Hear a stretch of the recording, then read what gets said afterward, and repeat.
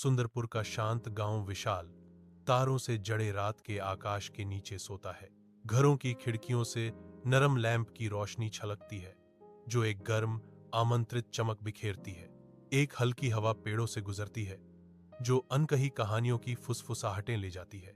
कुत्तों के भौंकने की दूर की आवाज सन्नाटे में गूंजती है, जो शांति को भंग करती है। सुंदरपुर सोता है, ऐसे सपने देखता है जो स्वयं भूमि जितने पुराने हैं। रात के आवरण में एक चोर चुपके से राम काका के घर की ओर बढ़ता है। उसका आकार छाया में मिल जाता है। चोर की केंद्रित निगाहें बेखबर घर पर टिकी हैं। हवा में घुसपैठ का एक मौन वादा लटका हुआ है। चंचल उंगलियों से चोर ताले में हेरफेर करना शुरू कर देता है। एकमात्र आवाज टम्बलर की हल्की सी क्लिक है। ताला एक नरम क्लिक के साथ खुलता है। घुसपैठिए के लिए एक मूक जीत के रूप में दरवाजा खुलना शुरू होता है। संकुचित द्वार से फिसलते हुए चोर भीतर के अंधेरे में गायब हो जाता है। पीछे कोई निशान नहीं छोड़ता। राम काका का घर शांत और अनजान खड़ा है। अब अपनी दीवारों के भीतर एक गुप्त और अवांछित मेहमान को आश्रय दे रहा है। आधी रात में एक चोर चुपके से राम काका की छाती को खोलता है, जिसमें अनकही दौलत का वादा है। एक ओरदार चीख शांति को भेदती है, चोर की उपस्थिति को धोखा देती है और रात की शांति को भंग करती है। शोर से जागकर राम काका की आंखें खुल जाती हैं।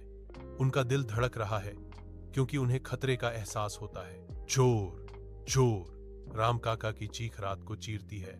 अंधेरे के खिलाफ एक हताश अलार्म। सुंदरपुर का पूरा गांव अराजकता में फट जाता है। रात मशालों और चिल्लाहटों से जीवंत हो जाती है, क्योंकि ग्रामीण चोर का शिकार करते हैं। लाठी और गुस्से से लैस भीड़ संकरी घुमावदार गलियों से गुजरती है। उनकी परछाइयां टिमटिमाती रोशनी में नाच रही हैं। उसके चेहरे पर निराशा अंकित थी। चोर दौड़ता है, उसकी सांस नम रात की हवा में उखड़ी हुई है। एक अचानक बीमार करने वाला धमाका। जैसे ही वह बारिश से भीगी मिट्टी पर फिसल गया, उसका शरीर कठोर जमीन पर फैल गया। मशालें टिमटिमाती हैं, नाचती हुई छायाएं डालती हैं, क्योंकि ग्रामीण एक कांपते हुए व्यक्ति को घेर लेते हैं। हवा तनाव से भरी है, गुस्से में भरी आवाजों की धीमी फुसफुसाहट से भरी है। चोर डरता है, कपड़े फटे हुए हैं, मशाल की रोशनी में चेहरा आंसुओं से सना हुआ है। मुझे माफ कर दो, भूख ने मेरा हाथ मजबूर किया। चोर गिड़गिड़ाता है, उसकी आवाज मुश्किल से एक फुसफुसाहट है। गांव के चौक में राम काका चोर को प्रायश्चित का अवसर देते हुए हाथ बढ़ाते हैं। चोर के चेहरे पर हिचकिचाहट झलकती है, अविश्वास और सावधान आशा का मिश्रण। शुरुआत में झिझकते हुए सुंदरपुर के ग्रामीण स्वीकृति में सिर हिलाने लगे। चोर के एकीकृत होने पर दिन हफ्तों में बदल जाते हैं। उसके हाथ अब ईमानदार श्रम से कठोर हो गए हैं।